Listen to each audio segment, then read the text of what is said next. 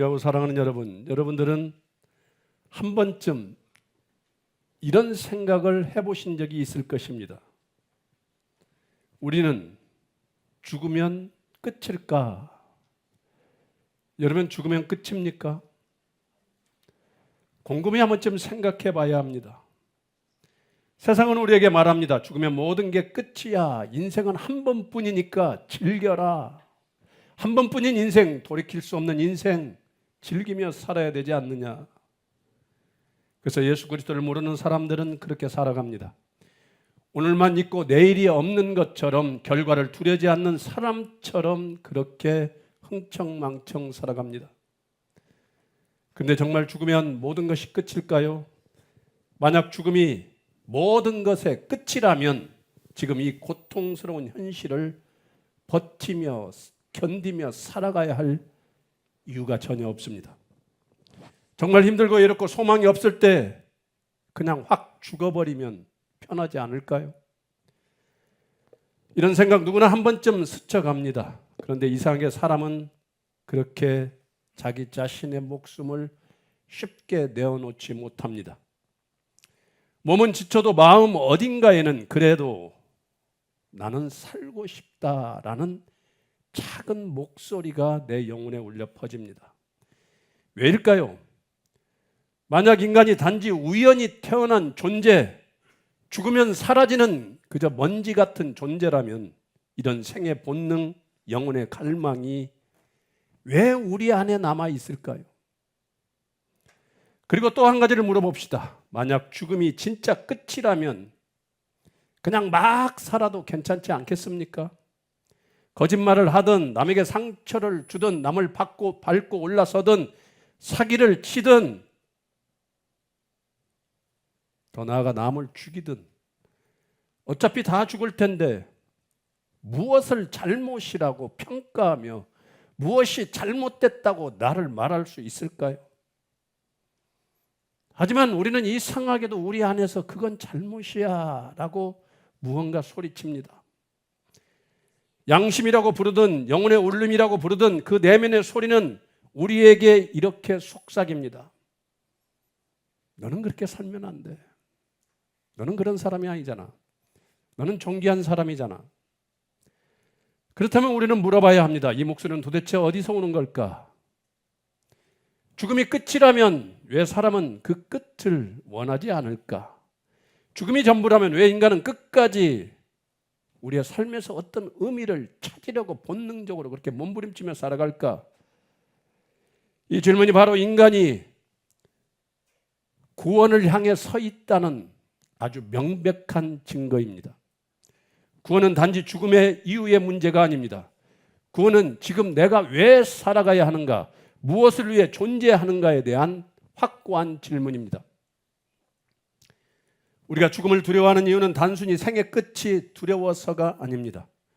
그 안에는 영원히 살고 싶었던 본래의 기억이 숨어 있기 때문입니다. 인간은 처음부터 그렇게 만들어졌던 존재이기 때문입니다. 태초에 인간은 흙으로 지음받았지만 그 안에는 하나님의 생기가 불어넣어졌습니다. 우리는 단순한 생명체가 아니라 영원한 존재로 창조된 피조물이었습니다. 하지만 인간은 스스로의 선택으로 그 생명의 근원을 떠났습니다. 하나님 없이도 잘 살 수 있다는 그 욕심과 생각 때문에 그 한순간의 교만이 바로 타락의 시작이었음을 우리는 알아야 합니다. 그날 이후 인간은 하나님과의 관계가 끊어졌고 생명은 멈추고 죽음이 우리 영 안에 들어왔습니다. 육체의 죽음은 단지 결과일 뿐입니다. 진짜 비극은 영원한 생명을 잃어버린 영혼의 죽음입니다. 하나님과 단절된 인간은 겉으로는 살아있으나 내면은 점점 공허해지고 죄의 무게 아래 썩어만 갑니다. 그래서 인간은 스스로 행복을 찾아보려 하지만 결코 만족한 삶을 살 수가 없습니다. 그 안에는 잃어버린 생명을 향한 본능적인 그리움이 가득가득 있기 때문입니다. 우리는 왜 살고 왜 죽음을 두려워하며 왜 죄책감에 괴로워할까요? 그것은 인간이 본래 거룩한 생명에 속한 존재였기 때문입니다. 하나님을 떠난 인간은 반드시 죽을 수밖에 없습니다. 죽음이 끝이 아니라 잃어버린 생명의 결과이기 때문입니다. 그러므로 우리에게 필요한 것은 단순한 위로나 철학이 절대 아닙니다. 우리는 잃어버린 생명을 되찾는 구원, 즉 하나님께로 다시 돌아가는 길이 반드시 필요합니다.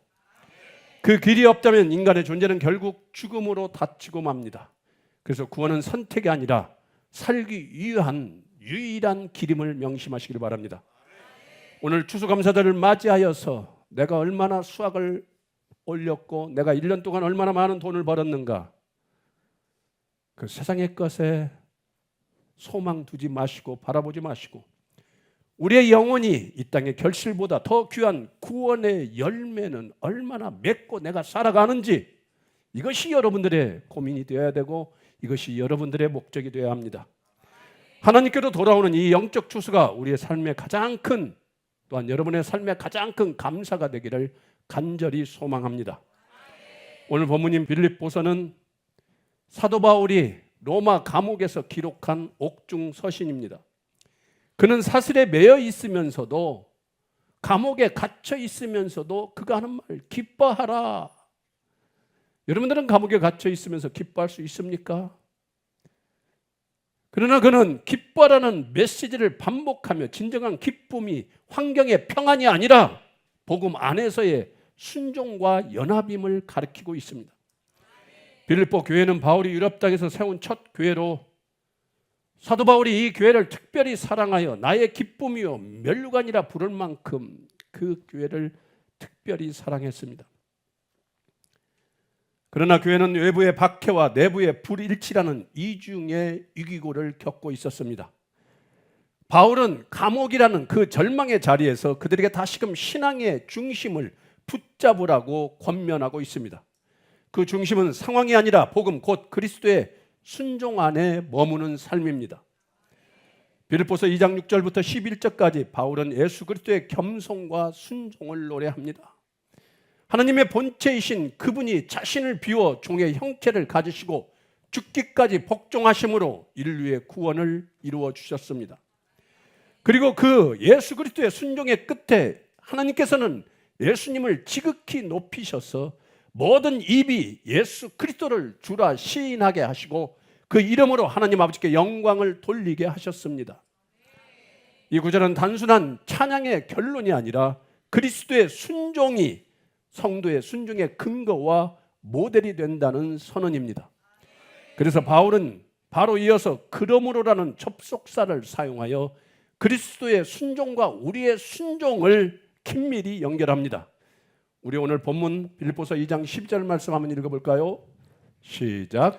그러므로 나의 사랑하는 자들아, 너희가 나 있을 때뿐 아니라 더욱 지금 나 없을 때에도 항상 복종하여 두렵고 떨림으로 너희 구원을 이루라. 아멘. 아멘. 여기서 두렵고 떨림은 구원을 잃을까 두려워하는 공포가 아니라 거룩하신 하나님 앞에서 겸손히 자신을 낮추는 경외의 태도를 말합니다. 구원을 이루라라는 말은 새로운 구원을 만들어라는 뜻이 절대 아닙니다. 이미 받은 구원을 삶 속에서 완성해 가라, 드러내라 라는 뜻입니다. 다시 한번 말씀드립니다. 구원을 이루라. 우리에게 구원의 길을 스스로 개척하며 이루어 나아가는 뜻이 아니라는 겁니다. 이미 받은 구원을 우리의 삶 속에서 제발 열매로 드러내며 완성해 가라는, 드러내라는 그런 뜻이라는 것입니다. 즉 구원은 순간의 사건으로 끝나는 것이 아니라 하나님의 은혜가 성도의 삶 속에 지속적으로 열매 맺는 과정임을 강조하는 표현입니다. 그리고 사도 바울은 곧바로 13절에서 즉시 이 말씀의 균형을 잡아줍니다. 오늘 본문 13절 우리 다 함께 한번 읽어보겠습니다. 시작. 너희 안에서 행하시는 이는 하나님이시니 자기의 기쁘신 뜻을 위하여 너희에게 소원을 두고 행하게 하시나니. 아멘. 여기서 핵심은 행하시는 이는 하나님이라는 선언입니다. 성도의 순종조차 우리 인간의 결단이 아니라 하나님의 역사라는 것입니다. 하나님은 우리 안에서 소원을 일으키시고 그 소원이 행동으로 이어지게 하기 때문에 우리의 열매 맺는 모든 것조차 하나님의 은혜라는 것입니다. 이것이 바로 성화, 곧 구원받은 자가 하나님을 닮아가는 거룩한 과정입니다. 하나님을 닮아가는, 예수 그리스도의 삶을 닮아가는 과정. 믿음의 순종조차 인간의 결심이 아니라 하나님의 은혜가 우리 안에서 실제로 작동한 결과가 성화입니다. 결국 바울은 너희가 구원을 이루라와 하나님이 행하신다라는 두 진리를 함께 세웁니다. 성도의 삶은 인간의 노력과 하나님의 주권이 맞닿은 자리에서 이루어집니다. 이 말은 노력하라와 하나님이 하신다가 충돌하는 것이 아니라 내가 노력한다, 아니다, 하나님이 하신다, 이게 충돌하는 것이 아니라는 것입니다. 하나님의 은혜가 우리를 순종의 자리로 이끄심으로 역사한다는 뜻, 모든 것이 다 하나님의 은혜라는 말씀입니다. 여기서 바울이 말하는 구원은 단회적인 사건이 아니라 죄에서 건진받은 하나님의 구속사역 전체를 포함하는 과정입니다. 여러분, 구원에는 세 단계가 있습니다. 칭의가 뭡니까? 예수 그리스도를 믿음으로 죄사함을 받고 의롭다 하심을 얻는 순간적인 사건을 칭의라고 말합니다. 예수 그리스도를 믿을 때에 예수 그리스도가 우리에게 주어주신 그 은혜의 구원의 축복이 순간적으로 우리에게 일어난다는 것입니다. 성화, 구원받은 이후 성령께서 우리 안에 역사하셔서 그리스도화되는 그런 과정을 삶 속에서 열매를 맺으며 살아가는 것. 예수 믿는 믿음의 사람들이 열매가 없다, 성화가의 가정이 없다는 겁니다. 그렇다면 그가 진정 믿는 사람입니까? 세 번째, 영화. 주님 오실 때 완전한 구원에 이르는 영광의 상태입니다. 따라서 너희 구원을 이루라 라는 이 말씀은 이미 구원받은 자가 그 구원의 생명을 삶으로 드러내는 곧 성화의 과정을 살아가라는 초대의 말씀입니다. 하나님은 우리 안에서 시작하신 구원의 일을 멈추지 않으시고 성령을 통해 그 구원의 실제를 삶 속에서 열매로 자라나게 하신다는 것입니다. 이제 우리는 이렇게 묻게 됩니다. 그렇다면 하나님은 어떻게 우리 안에서 일하시는가? 하나님은 여러분 안에서 어떻게 일하십니까? 무엇이 그 성화의 에너지가 되는가? 이 질문은 단순한 신학적 호기심이 아니라 우리의 신앙이 어떻게 변화되고 자라나는가를 향한 물음입니다. 하나님께서 우리 안에 행하시는 일, 그분의 은혜가 우리를 변화시키는 방식, 바로 그 비밀이 오늘 바울이 전하는 복음의 중심입니다. 그 답은 단 한 분, 예수 그리스도 안에서 발견됩니다. 바울이 너희 안에서 행하시는 이는 하나님이시니라고 선언할 때 그 행하시는 하나님은 바로 그리스도를 통해 역사하시는 하나님이십니다. 성령의 사역은 결코 그리스도의 사역과 분리되지 않습니다. 하나님은 그리스도를 통하여 구원을 이루시고 그리스도를 통해 성화를 완성하십니다. 히브리서 12장 2절은 이렇게 말합니다. 믿음의 주요 또 온전케 하시는 이인 예수를 바라보자. 예수님은 구원의 시작이며 동시에 완성자이십니다. 우리가 구원을 얻은 것은 우리의 신앙심이 깊어서가 아니라 예수 그리스도의 완전한 순종이 있었기 때문인 것을 우리는 알아야 합니다. 로마서 5장 19절은 이 진리를 분명히 말합니다. 우리 다 함께 한번 읽어볼까요? 시작. 한 사람이 순종하지 아니하므로 많은 사람이 죄인 된 것 같이 한 사람이 순종하심으로 많은 사람이 의인이 되리라. 아멘. 예수님은 하나님의 뜻에 끝까지 복종하셨습니다. 그 순종이 우리의 불순종을, 우리의 죄를 덮었고 그분의 의가 우리의 의가 되었습니다. 고린도후서 5장 21절, 하나님이 죄를 알지도 못하신 이를 우리를 대신하여 죄로 삼으신 것은 우리로 하여금 그 안에서 하나님의 의가 되게 하려 하심이라. 십자가는 단지 죄 사함의 사건이 아니라 하나님의 의가 우리에게 전가되고 우리의 옛사람이 그리스도와 함께 죽는 사건입니다. 그리고 예수님의 부활은 단지 죽음을 이긴 승리가 아니라 우리 안에 새 생명이 시작되는 사건임을 우리는 알아야 합니다. 로마서 6장 4절은 이렇게 말합니다. 그리스도를 죽은 자 가운데서 살리신과 같이 우리 또한 새 생명 가운데서 행하게 하려 함이라. 즉 부활은 과거의 역사적 사실로만 끝나지 않고 오늘 우리의 영적 현실이 되어야 한다는 것입니다. 예수님의 생명이 우리 안에 심겨져 있다면 그 생명이 성령의 손길을 통해 자라나는 과정이 반드시 그 성화의 과정이 우리의 삶을 통하여 일어나야 되는데 아무런 결과와 열매가 없다는 것입니다. 예수 믿는다 하면서도 그냥 밍숭밍숭 추수감사주일이 무슨 주일인지도 전혀 알고 싶지도 않고 어떤 감사도 내 안에 일어나지 않는다면 이게 예수 믿는 성화의 과정입니까? 그래서 바울은 고린도후서 3장 18절에서 이렇게 고백합니다. 우리 다 함께 한번 읽어보겠습니다. 시작. 우리가 다 수건을 벗은 얼굴로 거울을 보는 것 같이 주의 영광을 보매 그와 같은 형상으로 변화하여 영광에서 영광에 이르니 곧 주의 영으로 말미암음이니라. 아멘. 여기서 변화하다는 단어는 내면에서부터 본질이 새로워지는 변화를 뜻합니다. 따라서 성화는 인간의 자기 개발이 아니라 그리스도의 생명이 내 안에서 자라나는 내적 부활입니다. 이것이 하나님이 우리 안에서 일하시는 방식입니다. 그분은 단지 우리에게 순종하라 명령하는 것이 아니라 그 순종을 가능케 하는 생명을 우리에게 주셨다는 것입니다. 그래서 우리의 순종은 의무가 아니라 은혜의 열매입니다. 내가 예수 그리스도를 믿어 성령이 내 안에 임하였다면 우리가 하나님의 말씀을 따르는 것이 의무가 아니라는 것입니다. 의무가 아니라 은혜의 열매임을 우리는 알아야 합니다. 성도의 삶은 이 은혜의 순종 위에 세워집니다. 하나님은 구원의 시작을 선언하신 분일 뿐 그 구원을 완성하시는 분이심을 우리는 알고 바울은 이것을 확신하며 성경을 통하여 이렇게 고백합니다.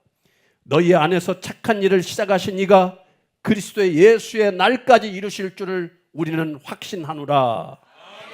결국 우리의 구원은 예수님으로부터 시작되어 예수님 안에서 유지되고 예수님으로 완성되는 길임을 알아야 합니다.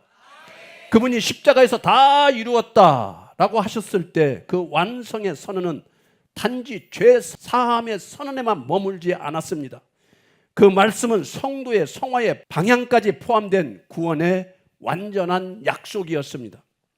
그리스도께서 십자가로 우리를 의롭게 하셨고 부활로 새 생명을 주셨으며 지금도 성령을 통해 그 구원의 열매를 우리 안에서 맺게 하시는 하나님을 찬양하기를 원합니다. 그러므로 성화는 인간이 거룩을 쌓는 여정이 아니라 그리스도의 생명이 우리 안에서 자라나는 은혜의 여정임을 아시기를 바랍니다. 구원이란 예수 그리스도께서 십자가에서 이루신 완전한 사랑의 결과이며 인간의 행위가 아니라 하나님의 은혜로 주어진 생명입니다. 구원은 한순간의 고백으로 끝나는 사건이 아니라 하나님이 내 안에서 지금도 일하시며 나를 통하여 하나님의 역사를 나타내는 구원의 열매가 우리의 삶 속에서 주렁주렁 나타나는 것이 바로 하나님의 역사입니다. 그러므로 구원이란 죽음으로 끝나지 않는 하나님의 생명이며 예수님을 믿는 자 안에서 회개와 순종으로 자라나는 은혜의 여정입니다. 이게 여러분들에게 있습니까? 예수 믿는다면서 더 완악해지고 더 못돼지며 나밖에 모르고 내가 이 교회의 주인이라고 거들먹거리는 사람이 혹시 있습니까? 아니면 성화의 열매가 주어져 나 같은 죄인을 사용하신 하나님만을 바라보며 온전히 삶 속에서 성화의 가정이 하나님을 믿는 열매가 주렁주렁 맺고 있는 그런 삶을 사시고 계십니까? 우리가 예수 그리스도의 이름을 믿어 구원이 시작되었다면 우리의 삶을 통하여 성화는 그 구원의 증거입니다. 오늘 말씀을 통해 드러나는 하나님의 마음은 단 한 영혼이라도 잃지 않으시려는 아버지의 깊은 사랑입니다. 하나님은 우리를 단지 구원하시고 끝내는 분이 아니라 지금도 우리 안에서 일하시며 그 구원을 완성해 가시는 아주 놀라운 사랑의 하나님이십니다. 아버지는 우리가 회개하고 순종하며 예수님을 닮아가기를 간절히 원하십니다. 죄에 머물러 멸망하기를 원치 않으시고 우리 모두가 그리스도의 형상으로 간절히 자라나기를 원하고 계십니다. 성도란 한 번의 믿음으로 구원을 얻었을 뿐만 아니라 그 구원의 삶 속에서 드러나는 삶을 살아가며 성도는 자신의 의로가 아니라 예수 그리스도의 은혜로 의롭다 하심을 얻은 자이며 성령의 인도하심 속에 회개와 순종으로 날마다 변화되어가는 사람입니다.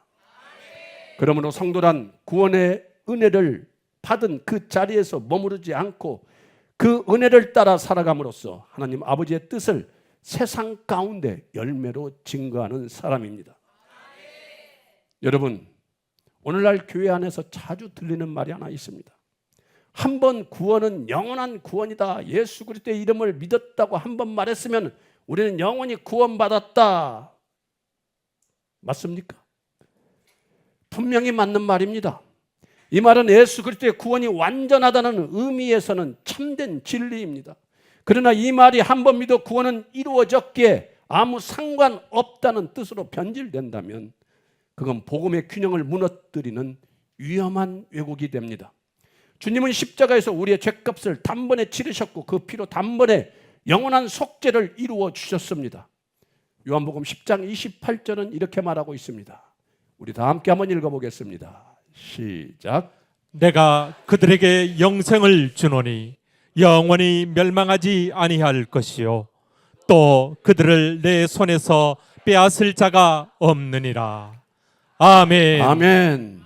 예수님께 붙들린 자를 그 어떤 세력도 결코 빼앗아 갈 수 없다는 것입니다. 하나님께서 시작하신 구원은 결코 실패하지 않으신다는 것입니다. 그러나 오늘 우리가 경계할 것은 이 말이 한 번 믿었으니 이제 아무렇게나 살아도 된다라는 이런 편질된 말씀으로 둔갑해버린다면 이건 심각한 왜곡입니다. 그건 복음의 균형을 무너뜨리는 위험한 신앙입니다.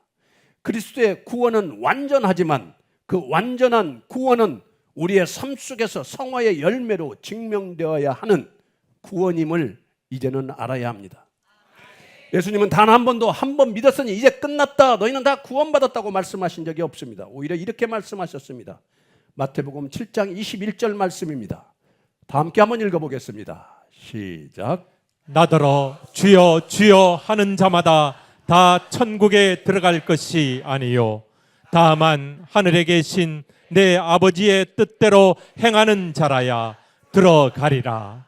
아멘. 아멘. 내가 예수 그리스도의 이름을 믿었다고 하여 주여 주여 하면 다 구원받는 것입니까? 입술로 주여라고 말하는 신앙은 이제 시작일 뿐입니다. 하나님의 뜻을 따라 사는 삶이 반드시 뒤따라야 합니다. 예수님은 믿음과 행위를 절대 분리하지 않으셨습니다. 행위가 구원의 원인은 절대 아니지만 좋은 나무가 나쁜 열매를 맺을 수 없고 나쁜 나무가 어떻습니까? 좋은 열매를 절대 맺을 수 없다고 말씀하시며 참된 믿음은 반드시 삶의 행위로 열매 맺는 생명이라고 우리에게 반드시 말씀하여 주셨고 가르쳐 주셨습니다. 여러분, 그렇다면 진짜 믿음은 어떤 믿음입니까? 그저 교회 왔다 갔다 하는 것입니까? 나 잘났다고 하는 것입니까? 회개가 없는 삶입니까? 진짜 믿음이라면 그 사람 안에는 예수님을 닮은 열매가 반드시 맺게 되어 있습니다. 즉 구원은 이미 주어진 은혜이지만 그 은혜는 반드시 삶 속에서 자라나고 열매 맺는 은혜여야만 된다는 것입니다. 사도요한은 분명하고 단호하게 회개 없는 믿음을 거짓이라고 말했습니다. 우리 요한일서 2장 4절 말씀, 회개 없는 믿음이 얼마나 거짓인지 한번 읽어보겠습니다. 다 함께 읽겠습니다. 시작.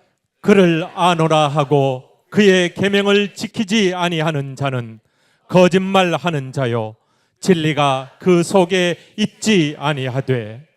아멘. 여러분, 하나님을 안다고 하면서 예수 그리스도를 믿는다 하면서 나는 예수님을 잘 믿는다고 잘 안다고 말하면서 여전히 죄를 사랑하고 세상을 사랑하고 죄를 즐기며 회개하지 않는다면 그 믿음은 진짜 믿음이 아니지 않습니까? 참된 구원은 단지 지식이 아니라 우리의 참된 생명입니다. 그리고 그 생명은 반드시 무럭무럭 성장하게 되어 있습니다. 자라는 과정, 그것이 바로 성령께서 우리 안에서 이루시는 성화의 역사입니다. 성화 없는 구원은 결국 열매 없는 나무와 같습니다. 야고보서 2장 17절에서 이렇게 경고합니다. 우리 이 말씀을 읽을 때에 온전한 믿음이 여러분들의 삶 가운데 열매로 맺는 능력이 임하기를 축원합니다. 다 함께 한번 읽어보겠습니다. 시작. 이와 같이 행함이 없는 믿음은 그 자체가 죽은 것이라. 어떤 사람은 말하기를 너는 믿음이 있고 나는 행함이 있으니 행함이 없는 내 믿음을 내게 보이라. 나는 행함으로 내 믿음을 내게 보이리라 하리라. 아멘. 아멘. 행함이 없는 믿음은 뭐라고 하십니까?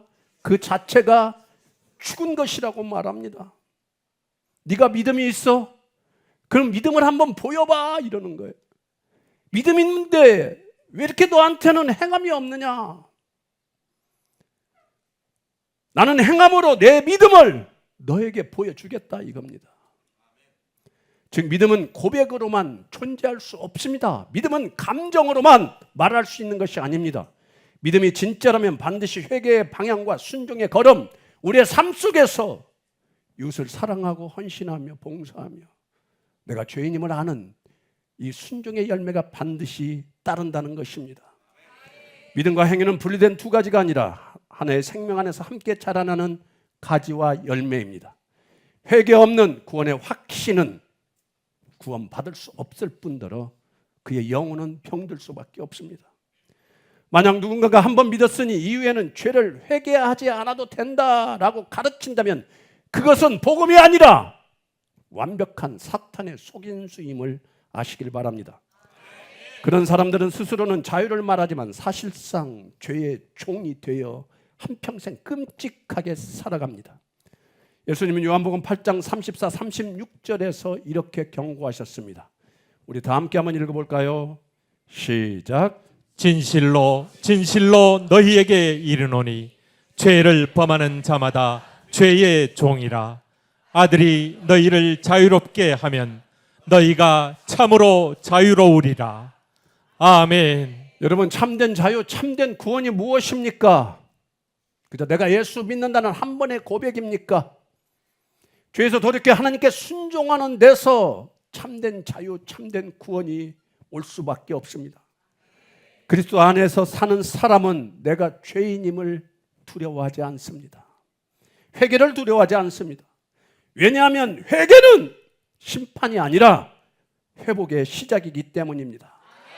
구원의 시작이기 때문입니다. 구원이 완성돼 가는 성화의 과정이기 때문입니다. 그래서 우리는 회개할 때 그렇게 행복할 수밖에 없는 것입니다. 구원은 한순간의 사건이 아니라 평생의 여정입니다. 예수님은 십자가에서 구원을 완성하여 주셨습니다. 회개 없는 믿음, 변함없는 신앙은 복음의 본질을 왜곡한 것입니다.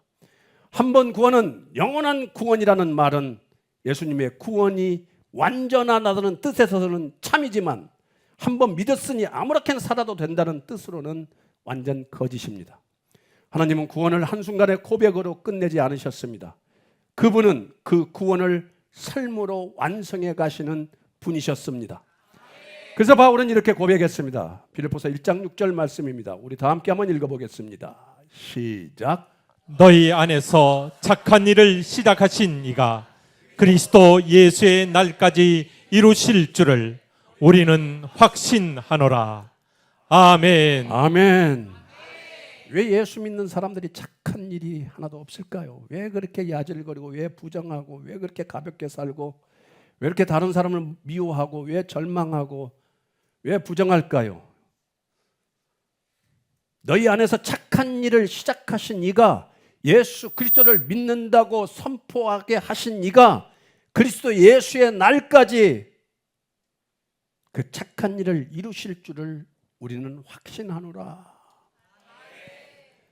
그렇습니다. 여러분, 우리에게 구원은 확실히 있습니다.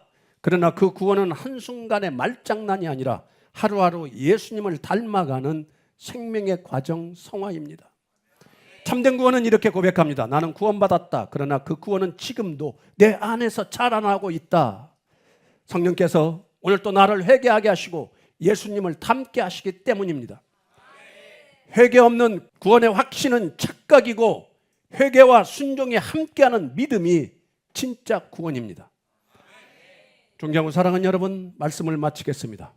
우리가 사는 이 세상에서 건강하게 오래오래 사는 것이 진짜 축복입니까? 여러분, 그게 축복이에요? 아니면 일찍 병에 걸려 생을 마감하면은 그것이 저주입니까? 우리의 인생에 돈이 없는 것이 그렇게 불행입니까?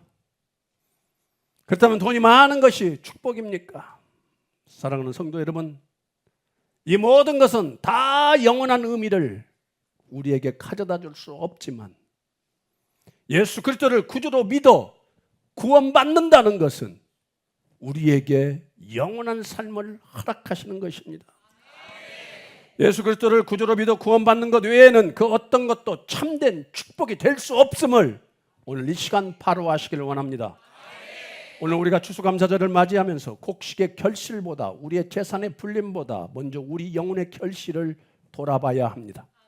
하나님께서 우리를 주에서 건져 구원하여 주셨음에도 감사하지 못하고 은혜를 잊은 채 살아온 우리의 죄를 바라보기를 원합니다. 진정한 감사는 풍성한 수확이 아니라 잃어버린 영혼을 구원하신 하나님께 물을 끓는 데서 진정한 감사는 이루어집니다.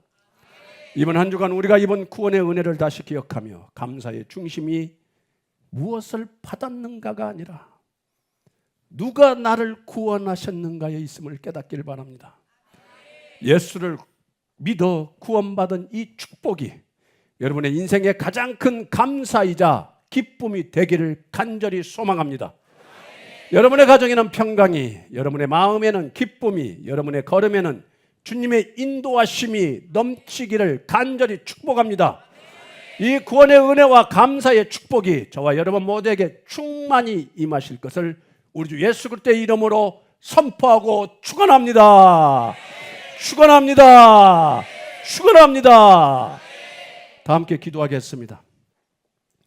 하나님, 오늘 말씀을 통하여 구원이 단지 한순간의 사건이 아니라 하나님께서 지금도 우리 안에 역사하시고 우리 안에서 우리를 다스리심으로 말미암아 그 구원의 사건이 우리의 삶을 통하여 열매로 나타난다는 것을 오늘 말씀을 통하여 알게 하여 주셨사오니 주님, 이제는 말로만 믿는 척, 감정으로만 믿는 척하는 거짓된 모습에서 돌이키게 하여 주시옵시고 나의 마음을 찢어 주여 예수 믿게 하여 달라고, 주님, 나는 예수를 믿을 수 없는 자, 죄 많은 자이오니 나를 용서하여 주시고 나의 죄가 무엇인지 알게 하여 주셔서 나 같은 죄인을 사랑하사 죽으시고 부활하신 예수님의 그 사랑이 무엇인지 간절히 알기를 원한다는, 세상의 어떤 소망보다도 예수 그리스도를 알고 예수 그리스도를 믿는 믿음이 가장 소중함을 성령님 알게 하여 주셔서 오늘 또 우리에게 구원의 확신이 무엇이며 성화의 과정이 무엇인지를 알게 하여 주셔서 예수 그리스도를 믿는 자답게 살아가서 우리의 마지막 호흡이 당하는 순간 주님을 만나는 성화의 완성이 이루어지는 놀라운 축복이 오늘 이 예배를 드리는 우리 모두에게 임하게 하여 주시옵소서.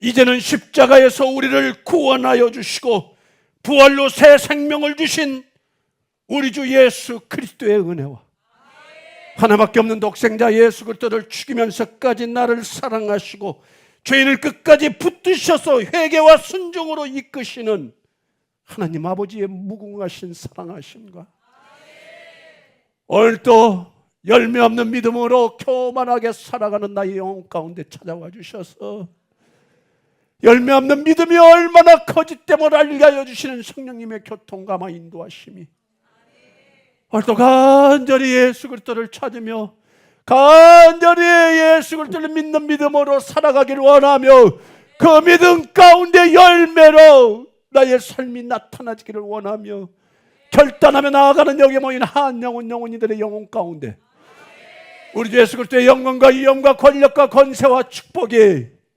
이제와 영원토록 함께 하실지어다. 아멘.